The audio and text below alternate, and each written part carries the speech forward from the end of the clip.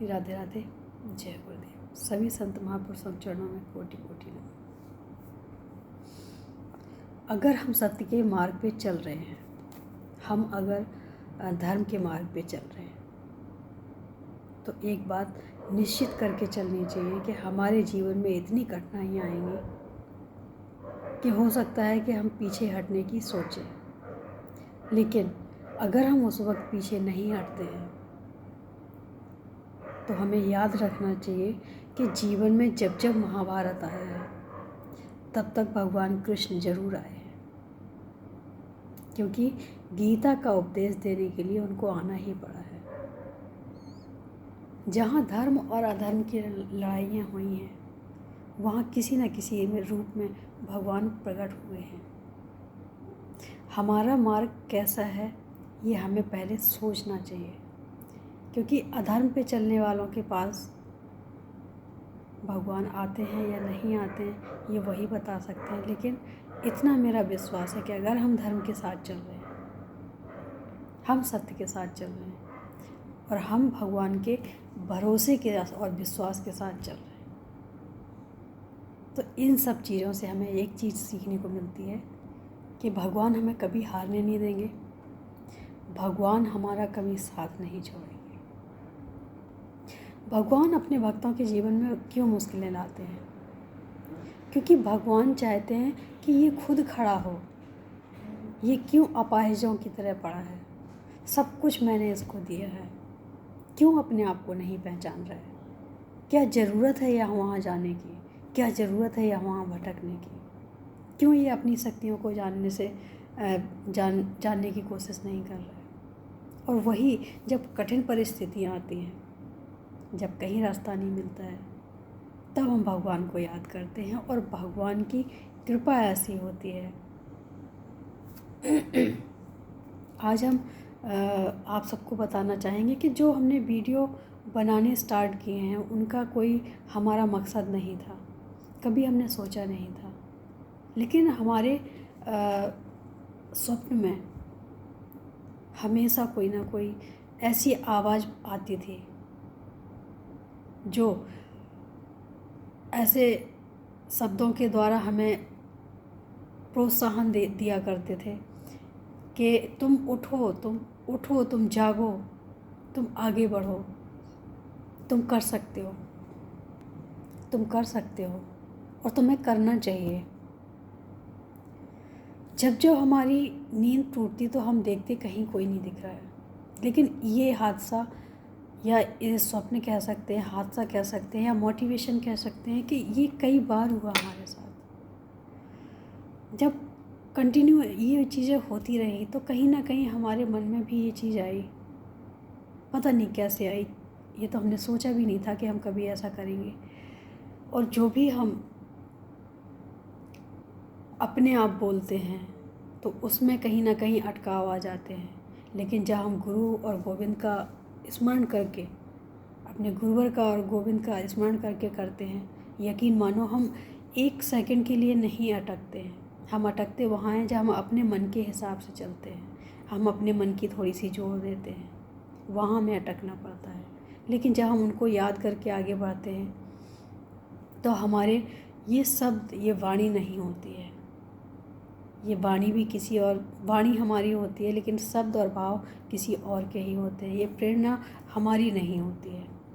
इतना हमें पता है कि जो भी हमारे द्वारा बोला जाता है, क्योंकि हमारा ऐसा हुआ है हमारे साथ कि जब हम पूर्णिमा में अपने महर्षि का सत्संग सुन रहे थे और संडे का दिन था उस दिन, तो गुरु पूर्णिमा में हम सत्संग सुनते सुनते थोड़ी सी तकलीफ़ हुई बहुत ज़्यादा कि आज हम दर्शन नहीं कर सकते अपने महर्षि के। तो कहीं ना कहीं उनकी एक आवाज़ आई कि तुम्हें परेशान होने की आवश्यकता नहीं, क्योंकि मैंने जो तुम्हें काम दिया है उस कार्य को आगे बढ़ाओ, और इस कार्य को आगे बढ़ाने के लिए ही तुम्हें प्रेरणा दी है। तो ये क्यों सोचती हो कि हम साथ में नहीं हैं? हम तुम्हारे हर पल साथ में हैं। तो कहीं ना कहीं हमारे भी मन से एक भाव निकला और हमने रोते रोते बोला कि ठीक है, जो आपने कार्य दिया हम वो कार्य करेंगे, लेकिन कि जो कार्य हम करें या हमारे द्वारा आप करवाओ उसमें वाणी हमारी प्रयोग कर लेना, लेकिन भाव और शब्द अपने ही डालना, क्योंकि हम में इतना सामर्थ्य नहीं है और ना ही हम ये कर सकते हैं। आप हमें माध्यम बना रहे हो, हम माध्यम बनने के लिए तैयार हैं लेकिन सामर्थ्य नहीं है हमारे पास।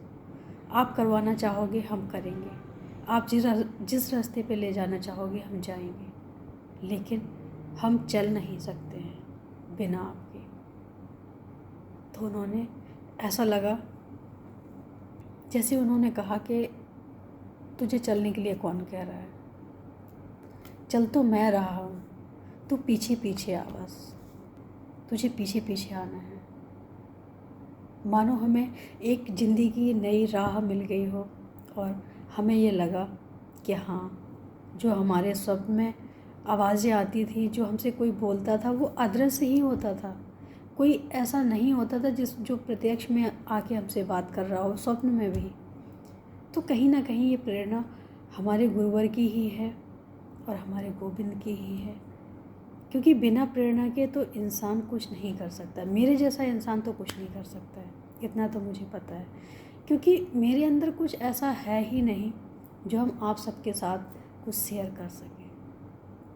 हाँ, जीवन का कुछ रहा है खट्टा मीठा पल, वो एक अलग चीज़ है, लेकिन ना तो हमें इतना आध्यात्म का ज्ञान है, ना ही हमने कभी कुछ ऐसा किया है, ना करने की कोशिश की है, ना कुछ सीखने की कोशिश की है। लेकिन जो भी अगर थोड़ा सा भी दिखता है आप सबको, तो वो कहीं ना कहीं हमारे गुरु और गोविंद की ही कृपा है, और इस चीज़ को हम बहुत अच्छे से मानते हैं और जानते भी हैं।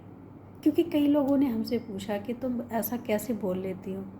मैंने कहा हम नहीं बोलते हैं, इसमें हमारी सिर्फ वाणी होती है, शब्द और भाव ये तो हमारे भगवान के ही, हमारे गुरुवर के ही हैं, ये हमारे नहीं हो सकते हैं। तो कहीं ना कहीं अगर आप कोई कार्य करने की कोशिश करते हो तो अपने गुरुवर और गोविंद को साथ में ले लो, तो सारे कार्य बनते चले जाते हैं और पता नहीं चलता है। आप अपने आप को इतना हल्का महसूस करोगे, क्योंकि एक होता है कि हम कोई कार्य शुरू करने जा रहे हैं या कोई कार्य हम करना चाहते हैं, लेकिन कैसे करें। तो उस समय अगर हमें किसी का सहारा मिल जाता है तो क्या लगता है, चलो अच्छा है कि हम किसी से ये बात तो कर सकते हैं।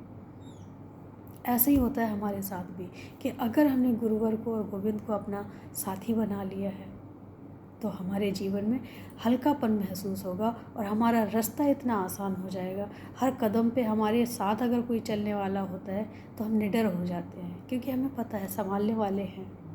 तो जीवन में अगर कुछ अच्छा करना है तो अपने गुरुवर को और गोविंद को अपना सहारा बनाओ, पूरे विश्वास के साथ बनाओ। उसमें विश्वास डिगना नहीं चाहिए, क्योंकि विश्वास ही प्रेम की नींव है। जब प्रेम होगा तो कोई छोड़ेगा नहीं, चाहे गुरुवर हो या गोविंद हो। अगर प्रेम नहीं है, सिर्फ दिखावे का है, तो ज़्यादा चलेगा नहीं।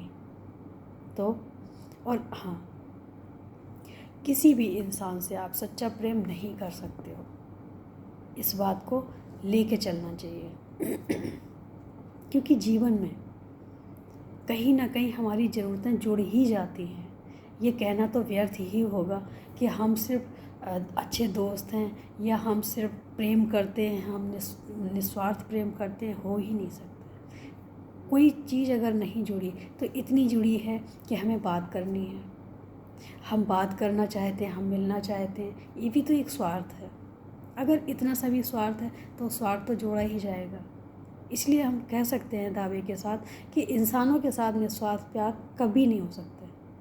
अगर प्रेम हो सकता है निस्वार्थ, तो ईश्वर के साथ हो सकता है। उनसे कभी कुछ मत मांगो, बस उनको प्रेम देने की कोशिश करो, उनको भाव देने की कोशिश करो, उनको करुणा भरे जो हमारे भाव अंदर से निकलते हैं, जो हमारे आंसू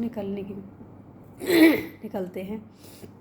अगर हम ये सारी चीज़ें समर्पित करने लग जाएं तो हमारे जीवन में हल्कापन भी होगा और हमें हर पल एहसास होगा कि हमारे साथ कोई है, हमारे साथ कोई है, हमारे साथ कोई हम अकेला नहीं महसूस करते।